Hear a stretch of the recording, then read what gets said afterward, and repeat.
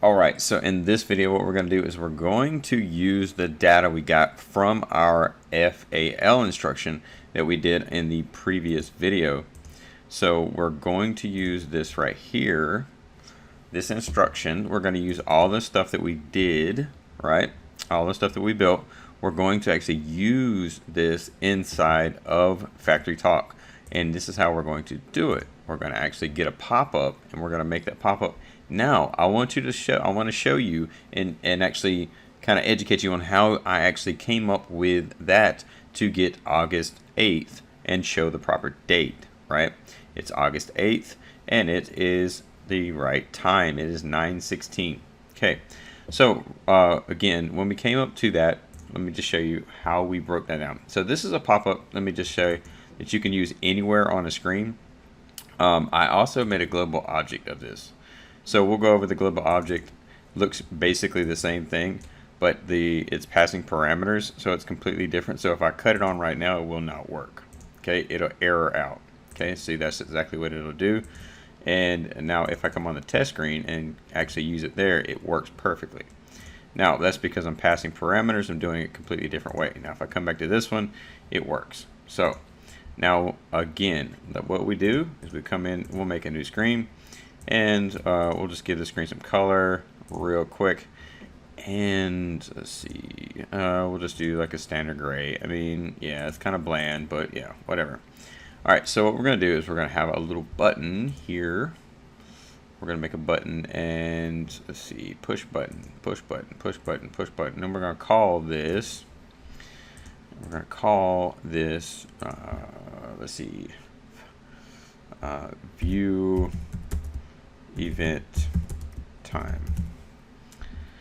So we're going to do that, and then we're going to come right here to press, and then we're going to come in, and this is the difference, right? So this is part of the difference, right? I'm going to go to graphics, and graphics right here, and navigation, display, come right here, and we're going to make sure we're in the proper area, right? Make sure we're in the proper area.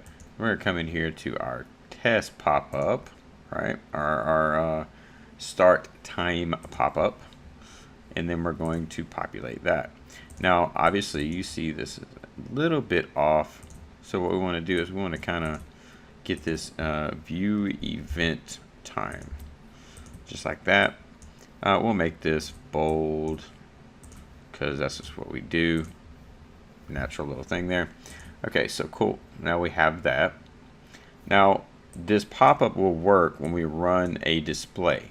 Now for this instance, if we'll call this pop-up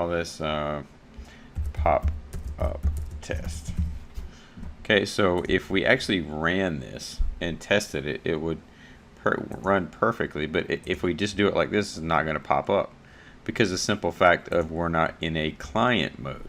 Now, if I made a client and I configured it again to actually run this, let's actually let's go through it real quick, right? Might as well. So we'll call this test, or actually let's call this FAL testing, and then we'll come over here, just do this. I'm going to show you how I built this actual, so don't worry about that. Don't worry about that. We're going to show you how I built this, but I want to show you this real quick and go through this. So let's see, this is going to be our area initial screen. We're just going to call this a test pop-up because that's the test pop-up screen. Again, we don't have anything to shut it down. For that matter, we probably do need to put in some shutdown keys, but we don't have any right now. So let's just do this. So what we'll do is real quick before we do the launch is we're going to do this and enable logout. Yes, that's fine. We're going to save and exit. Okay, so I don't want to run it right quick because I want to do this. I want to go in here and throw in a close. So actually, so we can actually do that off a button. So let's do that. I believe we can abort believe we can abort. So what we want to do is abort the screen. That's just going to abort the screen though, I think. So yeah, that's just going to abort the screen. And let's see if we can shut down. We don't have any macros in here. So systems. So all macros, abort. Okay, so long story short, we'll just minimize it right now and I'll close it off of, yeah, that's fine. Okay, so we'll come in and run our client. It'll pop up and show you that. And then what we'll do is we'll come back and explain how we built that, because this is somewhat different than you would expect. Okay, so I'm using a multi-state indicator, and how I'm doing that is completely different than most people would think. So when you come down to it, it's really, really important to understand how that's done. I know, you know, I just want to show, you know, I know you really want to get straight to that point, but I want to show this actually pop up right here working, just to show you exactly how that system works, right? So let's save that, and we save that. And did we need to save this? No, we didn't. Okay, good. Okay, so should be starting up any second now. It's not a big application, obviously, so it shouldn't take that long. But let's go ahead and actually start that and show this. Okay, so now it's starting. Our start screen should be exactly what we called it, right? Okay, so it's actually going to display the test pop-up. Okay, so it did not display the test pop-up. I wonder, oh, here we go. So this will display this actual text pop-up. Now, where it's at, the location it's at, is because of basically it's because of the actual behind the scenes. If you look at this, I have that pointing over there, so really I could change this to roughly about 200 and then save that, and then come back in here, and then it'll pop up in a different spot. So you can change the variations of where it pops up. So this is the pop-up and how it would look, and then you could just close it out right there. So I just wanted to give an illustration of how that works and a simple breakdown. So now, getting back to this. Okay, so let's open this up a little bit so you can see it. Now I'm going to show you that there's two multi-state indicators. If you notice, there's a difference in here. One is going to be for basically a like if the number of the actual, like say for instance, if the last digit of the hour, I should say, so like right now it's 9:40 or 9:24. If it was like 9:04 or like 9:09, I'll show you this. It's better just to open it up and to show you. So visibility, if the minute, okay, this is the minute. If the minute is less than 9, then I'm going to actually show this one. If it is actually greater than, so if it is equal to or greater than, if the minute, again the minute, that's the minute bit, right? We'll show you that. This is the minute bit, so we'll go right here, and we'll come right here and go up here. And this is the minute bit over here, right? So this is, and it's actually faulted out right now because I'm on an emulator, and and sometimes that happens, but not a big deal. It's just a configuration thing on the emulator. It's not a big deal. So this is the year, this is the month, this is the day, this is again the hour, and this is the minute. So we're using the minute, and again, and the reason we're using the minute, and I'll show you this, we're using the minute to say, okay, if it is actually less than or greater than, equal to or greater than 10, then we want to show it without the 0 behind, the time stamp, right? But if it is less than, right, then we want to actually show it with the 0 behind it, so that we get a good solid transition and understand that it's actually going to break down and give you the actual solid, or it's going to give you the right time. So say for instance it was 9:09 or 9:08, 9:07. You see what I'm getting at here? But it being the case is it is 9:26 right now. If we were to test it right now, it's huge. I will say that it's not going to show up anywhere because again we have to put this layover up here and drag this back up here so that it gets the proper sizing in there, and then we could test it and then it would pop up. See, this is 9:26. So we don't use the 0 in this one. Okay, so let's spread that back out and I'll show you how I did that. Again, so this is a visual. These are two. All I did was make one and duplicated it. Now what I want to show you is this right here. Okay, so the multi-state indicator. So how I got the actual month is I said, okay, the indicator itself, I want to use the actual month, right? Just like I talked about over here, the month of the day, or the date and time, right?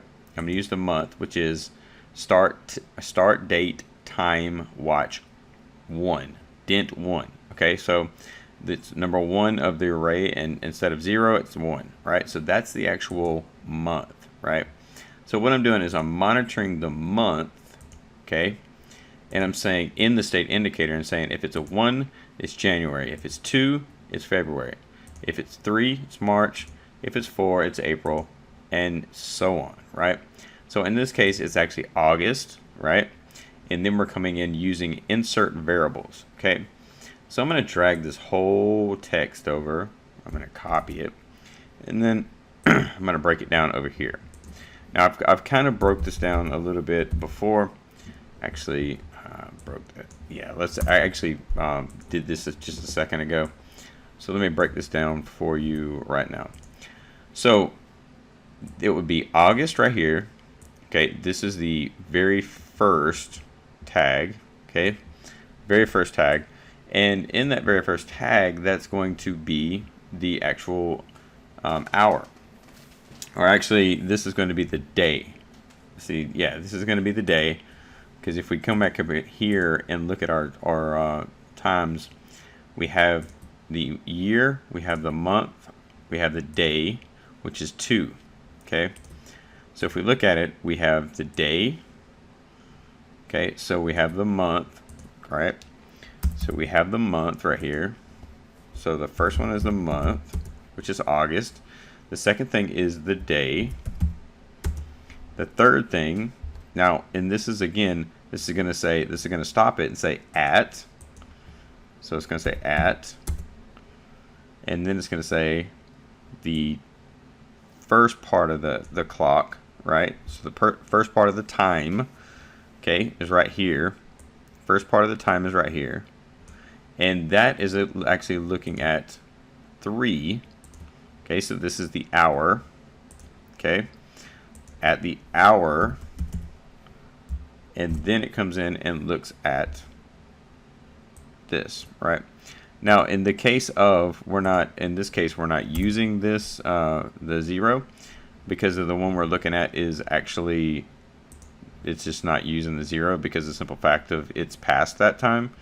So again, so we're not using the 0, but we are actually coming in and looking at that. So we're putting that in as a general statement, and then immediately we're starting the very next thing, which is again going to be the minute. Okay, so then we close it out. So then at the very end, again, we grab the minute. Okay, so if we were inserting the variable, right, and we're building this out, we could this is just inserting variables. So let me just show you real quick how easy and simple that is. If I add number 14, okay, and I come over here to number 14, and I say this is going to be, I don't know, like let's just say month. I'm just typing it out, and then I'm going to insert a variable, the numeric variable. I'm going to come in and I'm going to come in here. You can do literal string or you can do tag. I believe I just did tag. So one thing though, I changed all these to the digits that I needed them. So in the case of looking at a month, there's only 2 digits that it could possibly be. there's obviously 1 through 12, right? It's 12 months in a year. That's it. Simple. So then you come over here and you go to data server and you come over here to this and you go online and you look for this actual tag, right? Look for the tag, and all we're going to do is drag this over to where we're actually using that instance, right? So in this instance, we're looking for the month, right, which is number 1. So we're going to grab that, put that in there. Okay, so now we looked at the month, and now we're going to merely just type in at, and then we're going to come in and throw in this next section. Again, so, well, before we do that, let's make sure we change our digits. Again, change our digits. Okay, so now we're going to go back, and we're going to look for the actual hour on this one, right? So if we're looking for the hour, again, we need to come back and we say if 0 is the year, if 1 is the month, if 2 is the day, right? If 3 is the hour, okay? So I think I used the wrong one up here. Actually, no, I did. I used the right one. So this is the time, and then we're going to throw in right here. All right, so we're going to actually put in another thing, and then we're going to put in the minutes, not string.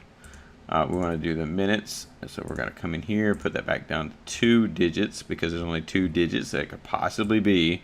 There's only 60 minutes, right? Only 60 minutes in an hour. So then we're going to get our minutes, okay? Then we're going to come back in here. Now, we'll say this. If you need to edit, you need to come in here and, you know, just scroll down, right? Because you're not going to be able to just, you know, come all the way back. It's just the way they do things. So when you're doing this, you're going to scroll. If you're going to scroll back, you're going to do it like that. So just know that's just how you put that in there. It's really, really, really simple. And it shows everything that's there. So when you do this, come in here and you can edit all this stuff. So that's if you were to do that, right? Now let's just delete all this, because again, month, whatever the month is, right? And then come over here and add the first one. So this would be the day, right? So we could say this is actually December, whatever the day is, right? So the day of the month would be, again, 2 digits, and then we come over here, the day of the month. So this is the year, right? This is the year. This is the actual month. This is the day. So I think I did use the wrong one before. So again, that shows you that. Now it actually shifted my month. So what I want to do is actually come back and do that. Sometimes it does that. So be cautious of that and make sure that you don't have anything highlighted or anything populated, because it can override it, and it will override it. So just like I said, just be cautious of it. So again, just put that in there. Boom, done. So now we come in here and just verify that your month is still in there. See, just like that. And just come at the very back of it. Make sure you're at the back of it. And then you just put at. And I think we have 2 spaces there. So put at. And then we'll insert it again. And then we're going to say this right here. So we come in here, and this is going to be the hour. Okay. So this is going to be the hour, and we're going to do 3. So we'll insert that. And then just go back and highlight just to make sure you still have your whole syntax. Make sure you have everything in here. And if you have any questions, you can just basically pop it in and understand that. So this is, I'm just showing you how to build it, and it's just that simple, right? So when you're coming in doing this, it's really, really kind of one of those things you just need to pay attention to and go ahead and do.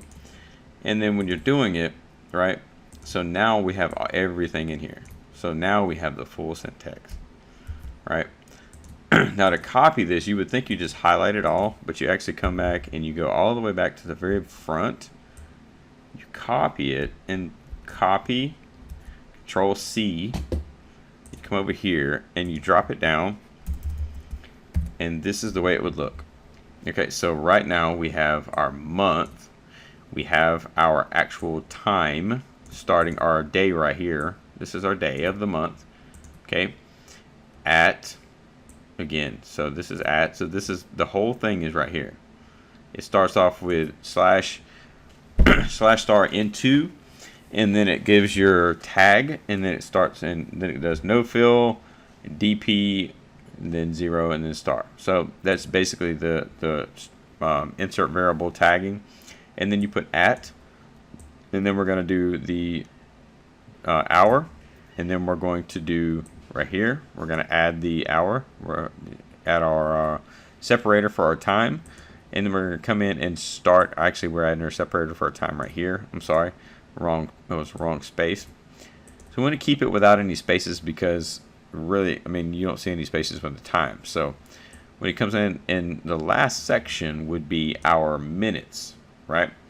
So now that you know how I actually did that, I'm going to actually delete this. I'm going to actually delete this. I'm going to actually come in here. I'm going to throw this back down to 13. And then we're going to go right here, save that. And we're going to, so all I did was this, is made both of them. They're all the same syntax. So I made the syntax just like I did. And what I would do is I would copy this section and just paste it. Copy it and paste it. Copy and paste it. And just keep doing that. Now, as I did that, I just did 1, 2, 3, 4, 5, 6, 7, 8, 9, 10, 11, 12, right? 12 months in a year. Real simple. Real simple. And then I built 2 of them. Okay, and then I added a 0 to the second one. Now I also added the visibility in there, and then that made that actual layover. So I'm laying 2 things over at one time, right? Now that's it looks kind of simple. It looks kind of like, well, okay, well, it not very, hard to do, if you would. But again, when it comes down to it, you kind of got to know how to play that stuff, and you kind of got to know your tags and how things are laid out and how things are done, so you get your proper things. Now, you could have easily labeled these as like, day, whatever. You can't go, but the one thing you can do is you can make a UDT for this, and you can call it, day, month, year, whatever. But again, we're not making a UDT. We're just coming in and using the information. We're coming in and showing how to do that.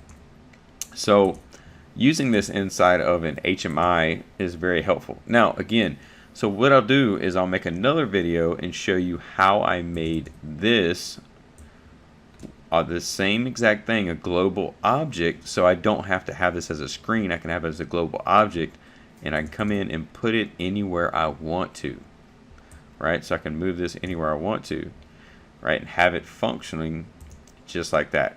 Same thing, except it's passing parameters, right? Very simple, very easy to do.